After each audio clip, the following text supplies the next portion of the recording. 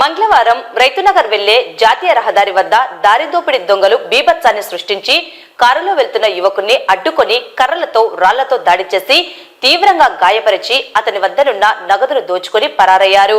తీవ్ర గాయాలతో యువకుడు ప్రభాస్ నంద్యాల జిల్లా సర్వజన హాస్పిటల్ నందు చికిత్స పొందుతున్నాడు. పోలీసులు కేసు నమోదు చేసుకుని దర్యాప్తు చేస్తున్నారు. బాధితుడు ప్రభాస్ ఘటనా వివరాలను మీడియాకు తెలియజేశాడు. ఇదిలా ఉండగా ఇటీవల శాంతరం జనరల్ హాస్పిటల్ సమీపంలో పాణ్యం హైవేపై దంపతులపై దాడి చేసి గాయపరిచి మహిళ వద్దనున్న బంగారు నగను దోచుకెళ్లడం జరిగింది. వరుస దారి దోపిడీ ఘటనలతో జాతీయ రహదారులపై రాత్రివేళ ప్రయాణాలు చేయడానికి భయాందోళనలు చెందుతున్నారు. ముసుగులు ధరించి దారి కాచి దాడులకు పాల్పడుతూ తీవ్రంగా గాయపరిచి దోచుకెళ్తున్న ఘటనలు తీవ్ర భయభ్రాంతులకు గురిచేస్తున్నాయి.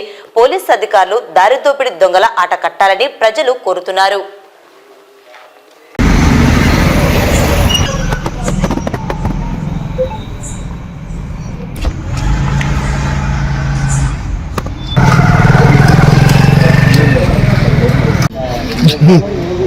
తప్పండు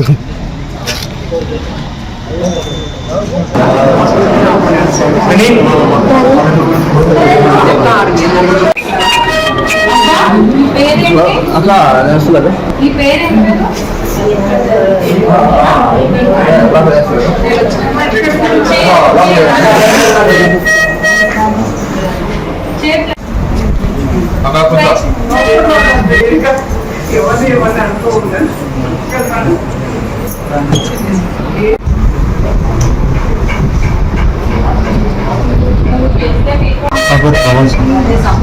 ఏమైనా ఇద్దరు వ్యక్తులు నాకు కారు ఆపేసి అక్కడ నిలబడితే ఎక్కడి నుంచి వచ్చి కట్ట తీసుకుని కొట్టేసారు.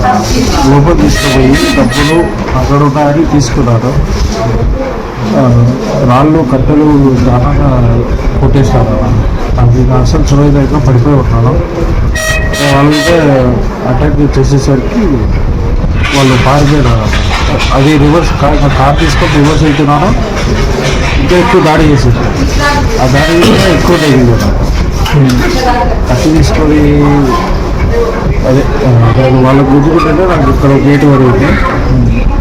దాని తర్వాత నేను ఎప్పుడైతే రివర్స్ అయినా వాళ్ళు పారిపోయినారు. ఇచ్చి పొలాలలో ఎట్లున్నారు వాళ్ళు నిజాన్ని ఏమైనా ఇద్దరు వచ్చినారు. ఒకడు హైట్ ఉన్నాడు, ఒకడు పొట్టి ఉన్నాడు. మాస్క్ టవాళ్ళు కట్టుకొని ఓన్లీ కట్లో కొట్టి కట్టుకుంటేలాగా వచ్చింది. ఓన్లీ హిందీ అంటే గుర్తు కూడా హిందీలోనే బీహార్లోనే అక్కడ డబ్బులు మాత్రం ఒక 3,000-4,000 దాకా తీసుకుని ఇట్లా వాళ్ళు బైక్ కార్లో ఏమైనా వచ్చారా? అది తడపల్లి అంటే ఎరుపల్లి నుంచి కొట్టేశారు. ఎరుపల్లి నుంచి కట్టెతో కొట్టేసరికి నాకేమి సువేం లేదు. ఇద్దరు లావు రాళ్ళతో వేసి కొట్టేశారు. అంటే వాళ్ళ దగ్గర కత్తులు రాళ్ళు కత్తులు అయితే ఉన్నాయి. కర్రలు ఇద్దరు, ఒకడు రాళ్ళు పట్టుకున్నారు, ఒకడు కట్టెలు పట్టుకున్నారు. ఎవరైనా కార్లో ఒక్కడేనా? రివర్స్ చేసి వెళ్ళిపోయినా. నేను ఆడించి పరారీ బయటకు వచ్చి